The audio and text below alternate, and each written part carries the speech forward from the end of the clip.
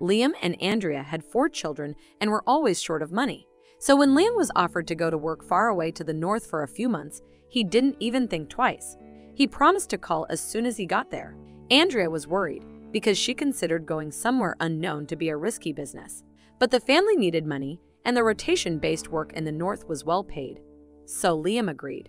He gathered the necessary things, kissed his wife, and left the house. The days filled with anticipation passed one by one, but her husband never called to say he had reached his destination. Andrea couldn't find peace of mind because of her anxiety, and 2 weeks later she was told that the charred corpse of her husband was found 2,000 kilometers away from home. The body could not be identified, and the coffin was brought closed. The bag with her husband's things and his documents were not completely burned, and they were used to identify him. After the funeral, Andrea could not come to her senses. She worked as a nanny in a kindergarten and did not earn much. And now she did not know what to do.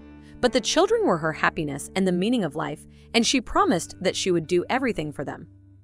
The woman found part-time work for the weekend. The older children helped with the younger ones. And at night, she shed bitter tears about the loss of her beloved. She and Liam had been as one, and now it was as if she had lost half of herself. So 3 months went by, and one late night the doorbell rang. On the doorstep stood Liam alive. Andrea shook with horror and involuntarily knelt on the floor, covering her face with her hands. Liam sat down next to her and gently embraced her. Andrea struggled to open her eyes to make sure once again that it was really her husband. "Andrea, honey, I'm back. Why aren't you happy to see me?" the man asked perplexedly.